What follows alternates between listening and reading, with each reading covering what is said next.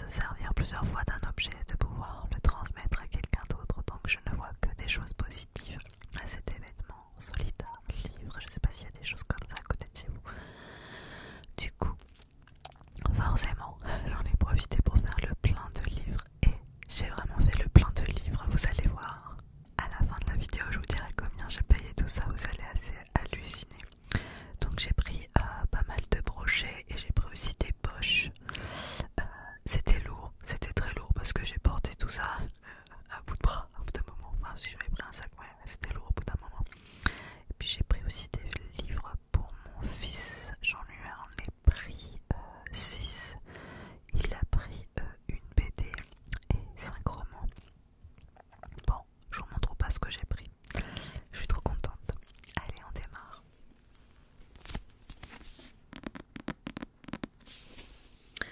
Avec Alice de Feuillet tombé du ciel. En plus, pour ceux qui connaissent un petit peu tout ce qui est livre, vous avez dû capter, ce livre est sorti en septembre cette année. Donc il est en plus tout récent et j'ai réussi à le trouver d'occasion pour vraiment peanuts.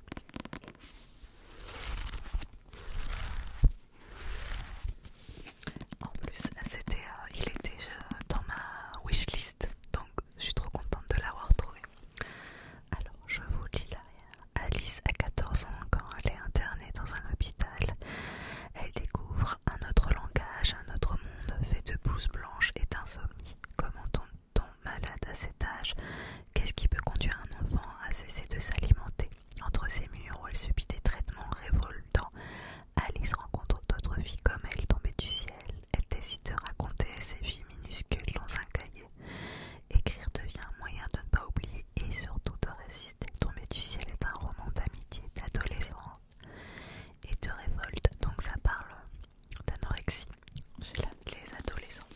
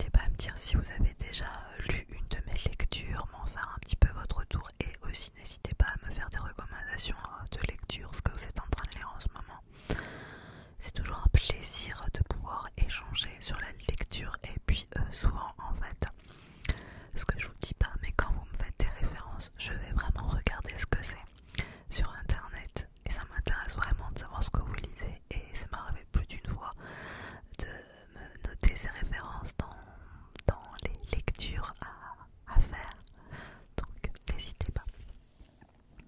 Ça c'était le deuxième brochet. Troisième brochet.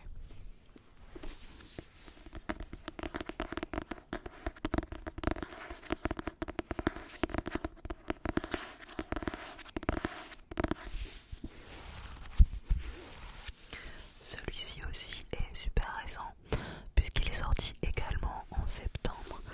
Yellowface, impossible à lâcher, difficile de s'en remettre. C'est Stephen King qui dit ça. Et ceux de Rebecca F. Kuang. Énormément vu passer sur les réseaux. Là je l'ai acheté parce que c'était vraiment mes peanuts vraiment pas cher et j'étais curieuse de savoir ce que ça donnait. Je sais pas si de moi-même je l'aurais acheté neuf. Donc voilà, mais ça permet aussi de se lancer et de tester des nouvelles lectures, le fait d'acheter d'occasion. Je vous lis la quatrième de couve. Alors, June Hayward et Athena Liu ont étudié ensemble à Yale, ont déménagé à Washington après avoir obtenu leur diplôme et sont tous les deux écrivaines, mais les similitudes s'arrêtent là. Athena est une étoile montante de la littérature et June des personnes, après tout, qui s'intéressent de nos jours aux histoires d'une vie blanche aussi banale qu'elle. Lorsqu'elle assiste à la mort d'Athéna dans un accident invraisemblable, June agit donc sans réfléchir et vole le manuscrit que son ami rival vient de terminer. Un roman sur les contributions méconnues du corps des travailleurs chinois pendant la Première Guerre mondiale. Et si June corrigeait le récit, l'envoyait à son agent comme s'il s'agissait de son propre travail, et si elle adoptait le nom de Jennifer Song et jouait sur l'ambiguïté de son origine ethnique, quelle qu'en soit l'autrice, ce morceau d'histoire ne mérite-t-il pas d'être raconté? Mais June ne peut échapper à l'ombre d'Athéna, et des révélations menacent de faire s'écrouler son succès volé. Jusqu'où sera-t-elle prête à aller pour protéger son secret? Ça aussi, j'ai vu énormément passer sur les réseaux. Et voilà, tout neuf quoi. Incroyable, trop contente. Acquisition aussi qui m'a fait hyper plaisir.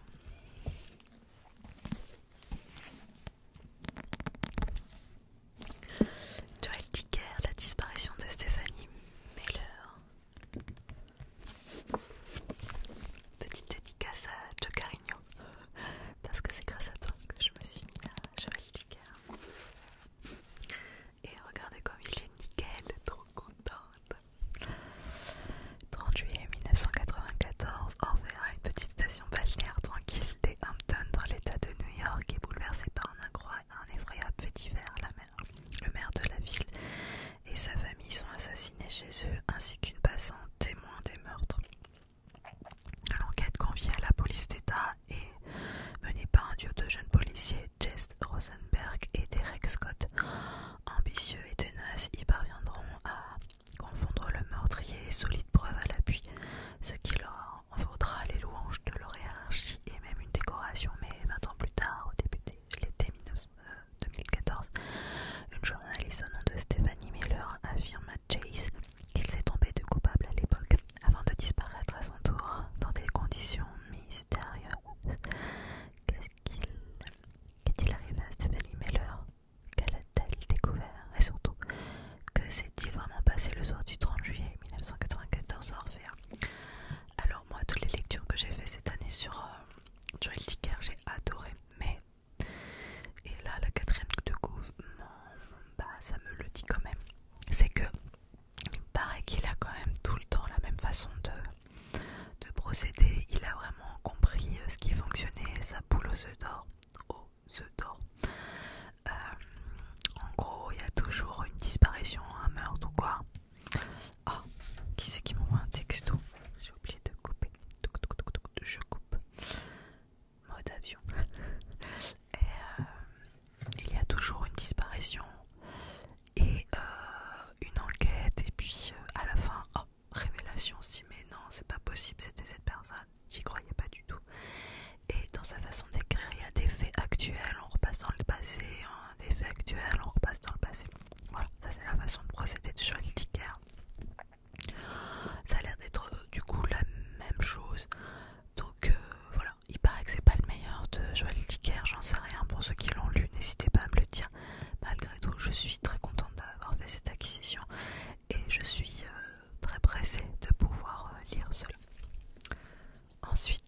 j'ai pris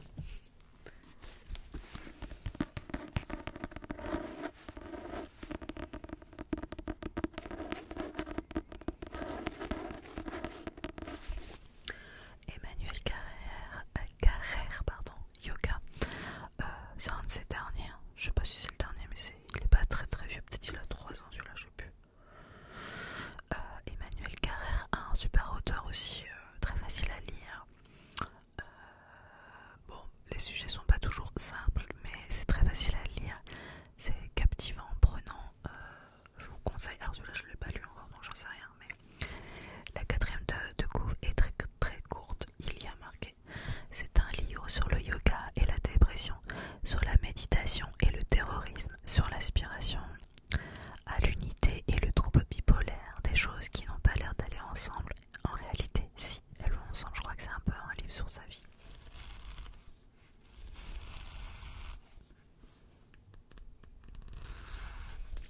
Pressé de lire ça.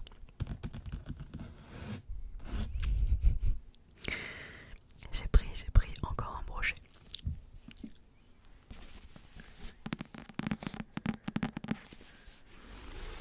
Sacré pavé.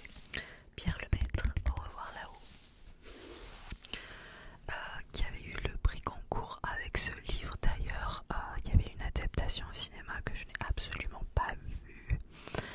J'ai lu qu'un Pierre Lemaitre pour le moment que j'avais moyennement aimé. Je ne me rappelle plus lequel c'est, enfin le nom. Pour ceux qui ont déjà lu Pierre Lemaitre, c'est celui avec couverture jaune et avec un dalmatien dessus. C'était son premier qu'il a réédité que j'avais trouvé un peu pas beauf. Ça m'a pas plu plus que ça. Mais c'était une sorte de Tati Daniel flingueuse. Mais voilà, celui-là, c'est un peu sa pépite. Donc comme je l'ai vu, je me suis dit allez, prends-le, tu testes. Quatrième de couve, je le lis. Alors pour le commerce, la guerre présente beaucoup d'avantages même après.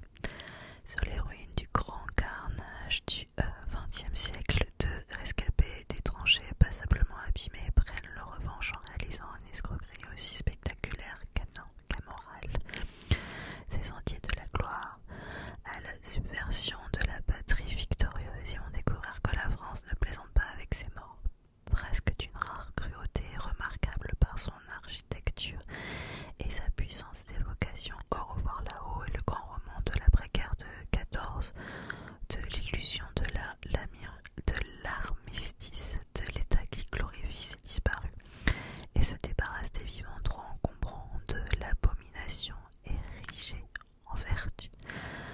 Dans l'atmosphère crépusculaire des lendemains qui déchantent peuplés de misérables pantins et de l'âge reçu en héros, Pierre Lemaitre compose la grande tragédie de cette génération perdue avec un talent et une maîtrise impressionnants. Sacré pavé celui-là, combien il y a? Un peu moins de 600 pages.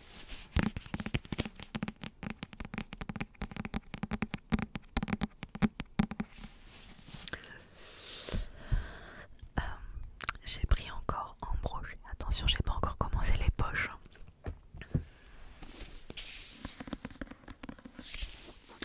Véronique Olmy, Paquita, aux éditions Albin Michel. Ça pareil, il est pas si vieux que ça, je sais plus quand il est sorti, il y a 1 an ou 2, je me rappelle plus. Et il était dans ma wishlist, j'ai entendu énormément de bien sur ce livre. Et voilà, trop contente de l'avoir trouvé. Elle a été enlevée à 7 ans dans son village du Darfour et a connu toutes les horreurs et les souffrances de l'esclavage. Rachetée à l'adolescence par le consul d'Italie, elle découvre un pays d'inégalité, de pauvreté et d'exclusion. Affranchie à la suite d'un procès retentissant à Venise, elle entre dans les ordres à travers et traverse le tumulte des 2 guerres mondiales et du fascisme en vouant sa vie aux enfants pauvres. Paquita est le roman bouleversant de cette femme exceptionnelle qui fut tour à tour captive, domestique, religieuse et sainte, avec une rare puissance d'évocation. Véronique Olmy en restitue le destin,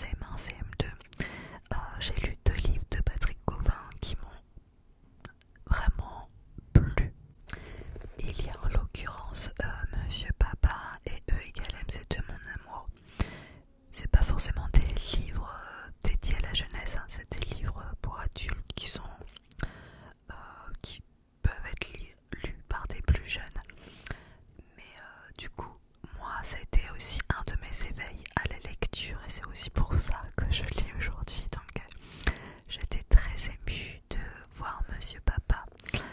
Et voilà, c'était mon premier livre de grande quand j'avais à peine 10 ans. Donc voilà, avec beaucoup d'émotion, très heureuse de l'avoir trouvé. Alors qu'il y a de plus attendrissant que l'amour d'un fils pour son père, c'est cette histoire d'amour émouvante, poignante et drôle que nous raconte Laurent 10 ans. Patrick Cauvin, l'auteur de L'amour aveugle, l'un des plus grands succès internationaux de ces dernières années, tira plus de 750 000 exemplaires en France, traduit en 15 langues. L'amour aveugle va être très prochainement porté à l'écran par Michel Legrand. Mais Monsieur Papa, ça avait été aussi à l'écran. Je ne sais plus qui il y avait comme acteur dedans, mais c'était les années 80, donc c'est vieux. Donc beaucoup d'émotions, de pouvoir me dire que je vais pouvoir relire cette lecture qui m'a éveillée à la lecture. Bon, je vais déplacer toutes les brochets, parce que j'en ai fini avec les brochets, et on va attaquer maintenant les poches que j'ai achetées. Il n'y en a pas moins, il y en a pas moins, il y en a pas moins, il y en a même, ouais, je sais pas s'il y en a plus. Il y en a. Je les rapproche de moi, hein, pour pouvoir vous chuchoter tout ça. Alors, j'ai acheté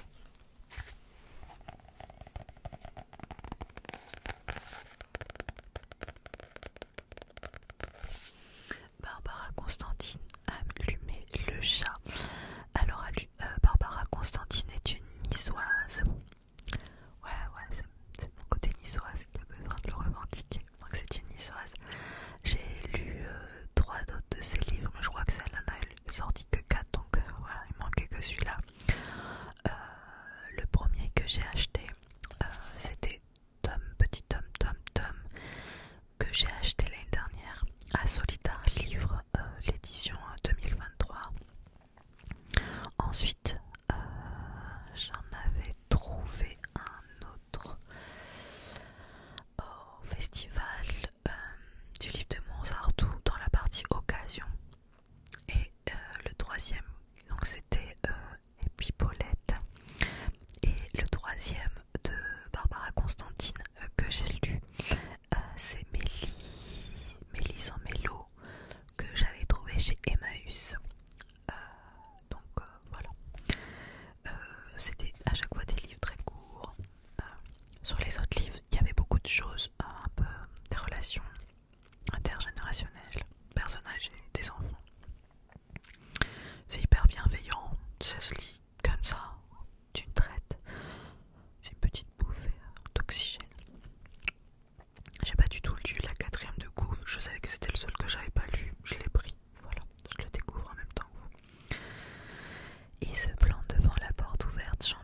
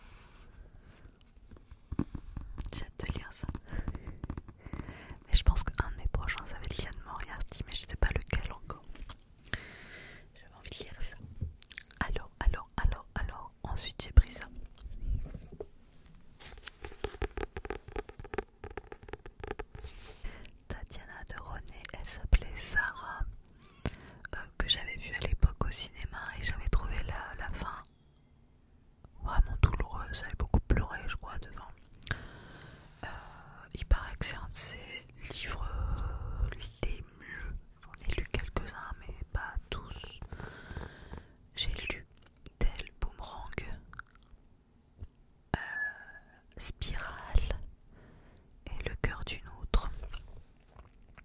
Voilà, c'est tout, je crois, de Tel que j'ai lu que ça. Et puis on va tester.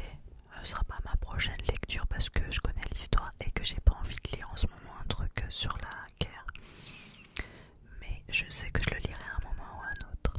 Je lis La quatrième de couve, Paris, juillet 1942. Sarah, une fillette de 10 ans qui porte l'étoile jaune, est arrêtée par ses parents par la police française au milieu de la nuit. Paniquée, elle met son petit frère à l'abri en lui promettant de revenir le libérer dès que possible. Paris, mai 2002, Julia Jarmon, une journaliste américaine mariée à un Français, doit couvrir la commémoration de la révolte du Veldiv. 60 ans après, son chemin va croiser celui de Sarah et de sa vie. Et sa vie va changer à jamais. Elle s'appelait Sarah, c'est l'histoire de deux familles que lie un terrible secret. C'est aussi l'évocation d'une des pages les plus sombres de l'occupation. Un roman bouleversant sur la culpabilité et le devoir de mémoire qui connaît un succès international avec des traductions dans 34 pays. Et dedans, il y a aussi des photos de l'adaptation cinématographique.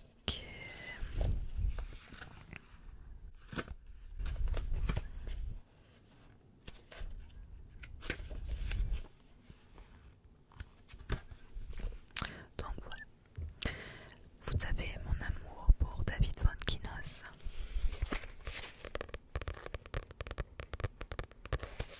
Aussi étrange que cela puisse paraître, je n'ai pas lu La délicatesse. Pourquoi? Parce que j'avais vu le film au cinéma qui est vraiment très chouette avec Audrey Tautou et François Damiens, que David Fonkinos a réalisé avec son frère. Et puis à chaque fois que je prenais David Fonkinos à la bibliothèque, je me disais c'est pas celui-là que je vais prendre les autres puisque celui-là je connais déjà l'histoire. Bon, voilà, comme je suis quand même très fan de David Fonkinos, c'est pour connaître l'histoire, je vais quand même lire ce livre, je l'ai pris. Alors, David Fonkinos. La délicatesse, François pensa. Si elle commande un des cas, je me lève et je m'en vais. C'est la boisson la moins conviviale qui soit. Un thé, ce n'est qu'un mieux. On sent qu'on va passer des dimanches après-midi à regarder la télévision au pire chez les beaux-parents. Finalement, il se dit qu'un jeu, ça serait bien. Oui, un jeu, c'est sympathique, c'est convivial et pas trop agressif. On sent la vie douce et équilibrée. Mais quel jus! Mieux vaut esquiver les grands classiques. Évitons la pomme ou l'orange trop vue. Il faut être un tout petit peu plus original sans être toutefois excentrique. La papaye ou la goyave, ça fait peur. Le jus d'abricot, c'est parfait. Et si elle choisit ça, je l'épouse. Je vais prendre un jus d'abricot, je crois, répond Nathalie. Il la regardait comme si elle était une effraction de la réalité. La délicatesse a obtenu un petit prix littéraire et a été traduite en plus de 15 langues. Donc voilà, tout contente. Et j'ai trouvé un autre David Fonkinos que je n'avais pas lu, c'est un de ses premiers. Et lors d'une de ses interviews, il disait qu'il n'était pas très fan de ses premiers. Alors on dirait que j'ai un peu esquivé ce qu'il n'aimait pas de lui, mais pareil, j'ai pris les cœurs autonomes. Le plan, c'était d'attacher les flics avec leurs propres menottes, mais ces deux-là n'ont pas de menottes. Les menottes, c'est le cœur du drame. Plus tard, elle dira que si les flics avaient eu des menottes, rien du tout, ce qui va suivre ne serait arrivé. Histoire d'un amour hors du commun, évocation de la jeunesse révoltée. Ce roman est librement inspiré de l'histoire de deux jeunes amants meurtris. Un fait divers qui, en octobre 1994, bouleversa la France. Les pages consacrées au jour tragique de la fusillade sont admirables, de perfection formelle. C'est l'œuvre d'un romancier chimiquement pur, dit le Figaro littéraire. J'ai hâte de découvrir ça. En fait, j'ai l'impression d'être comme une gosse. Un jour de Noël, pour moi c'était vraiment ça, j'ai l'impression que c'était Noël.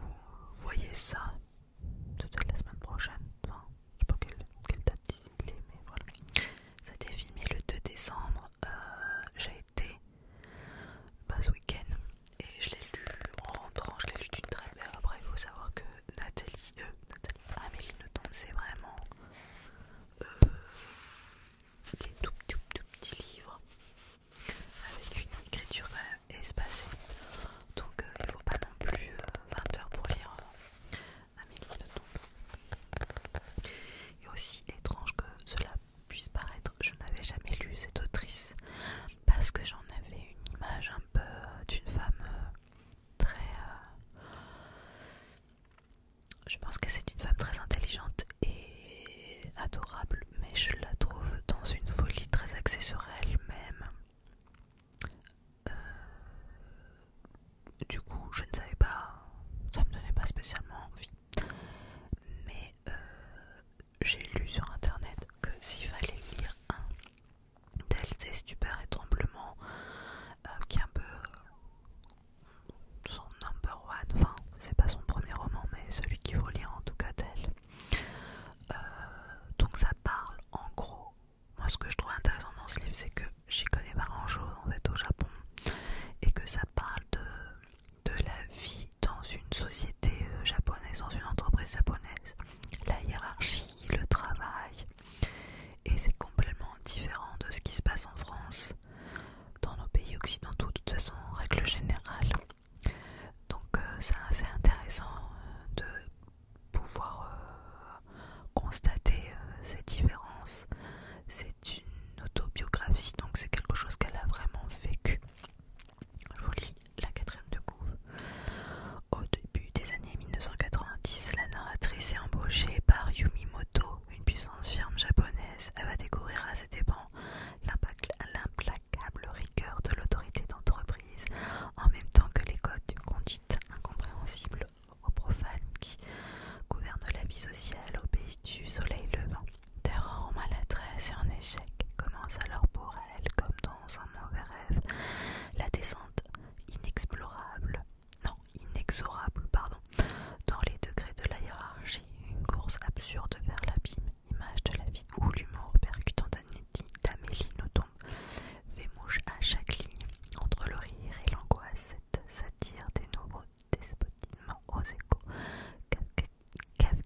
kafkaïens, oh là là, je vais y arriver, a conquis un immense public. Évalue l'auteur d'Hygiène de l'assassin, le grand prix du roman de l'Académie française en 1999. Je suis en train de penser que l'autre jour, lors de ma dernière palle, quelqu'un m'a dit que j'avais lu plus vite que d'habitude. En fait, je suis en train de me dire que je suis en train de faire la même chose ce soir et j'en suis sincèrement désolée. Je pense qu'il y a une certaine excitation de ma part à lire, enfin, à parler de livres, et du coup, ça peut faire accentuer en tout cas mon débit, et j'en suis désolée. J'espère que quand même vous avez des frissons et que ça vous détend. Alors pour en revenir à Amélie Nothomb, donc c'était mon premier livre d'elle. Je pense que j'en relirai. Je ne suis pas sûre de tout lire d'elle. C'est agréable, c'était sympa. Après, je trouve pas que ce soit des livres essentiels à ma vie, mais c'était un moment plaisant, donc j'en relirai. Je relirai pas tout.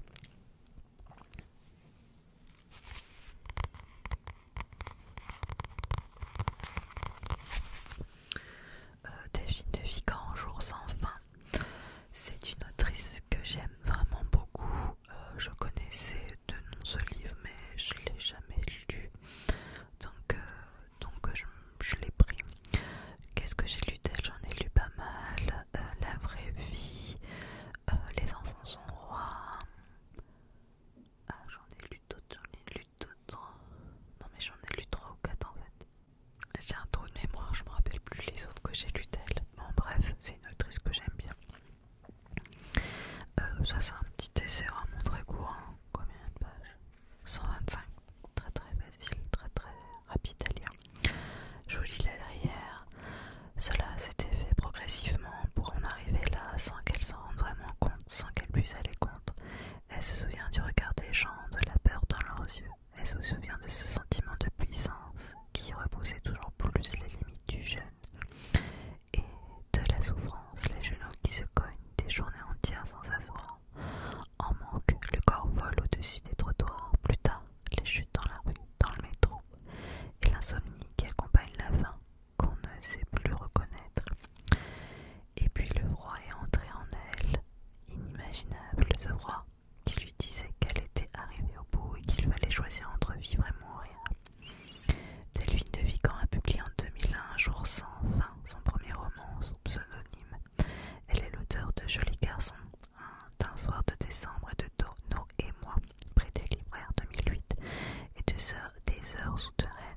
en vain apparaît aujourd'hui comme un chapitre en creux de son dernier roman. Rien ne s'oppose à l'immense succès de la rentrée 2011. Qu'est-ce que j'ai lu d'elle? Non mais j'en ai lu... Non, ça c'était cette année, j'en ai lu deux, mais j'en ai lu deux autres en plus l'année dernière. Ah, je sais plus. Mais c'est une autrice au top. J'ai acheté aussi. Khaled Hosseini, Les cerfs-volants de Kaboul. J'en ai beaucoup entendu parler. Il paraît que c'est un livre absolument à lire.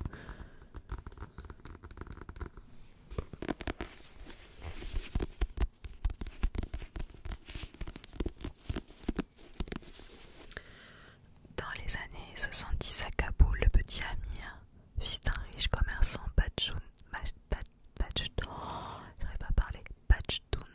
partage son enfance avec son serviteur Hassan, jeune chiite, condamné pour ses origines à exécuter les tâches les plus viles. Liés par une indéfectible passion pour les cerfs-volants, les garçons grandissent heureux dans une cité ouverte et accueillante. Ni la différence de leurs conditions, ni les railleries des camarades n'entament leur amitié, jusqu'au jour où Amir commet la pire des lâchetés. Été 2001, réfugié depuis plusieurs années aux États-Unis, Amir reçoit un appel du Pakistan.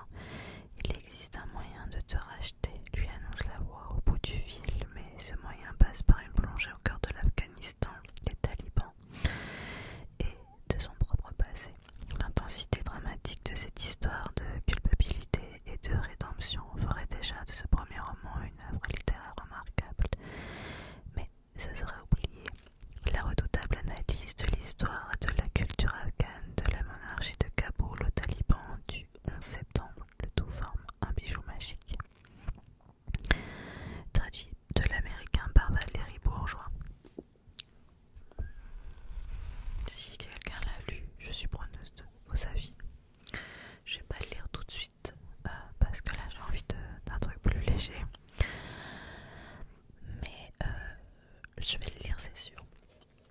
Et j'en ai trouvé un autre un peu abîmé, j'avoue, mais j'avais envie de le lire.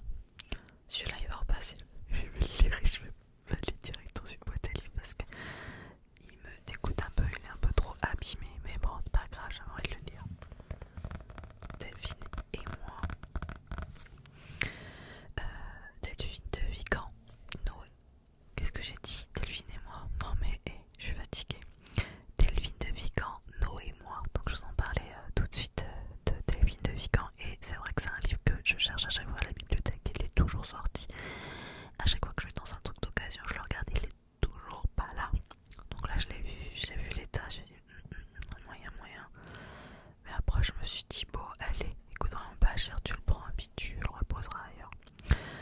Elle avait l'air si jeune, en même temps il m'avait semblé qu'elle connaissait vraiment la vie, ou plutôt qu'elle connaissait de la vie quelque chose qui faisait peur. Adolescente surdouée, Lou Bertignac rêve d'amour, observe les gens, collectionne les mots, multiplie les expériences domestiques et les théories fantaisistes. Jusqu'au jour où elle rencontre No, une jeune fille à peine plus âgée qu'elle. No, ses vêtements sales, son visage fatigué. No, dont la solitude et l'errance questionnent le monde. Pour la sauver, Lou se lance dans une expérience de grande envergure menée contre le destin, mais nul n'est à l'abri.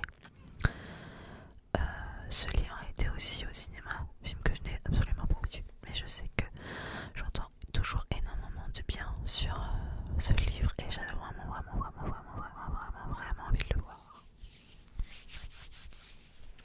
On arrive à la fin, mais bon, ça fait quand même pas mal de livres, ça vous fait quand même une sacrée longue vidéo.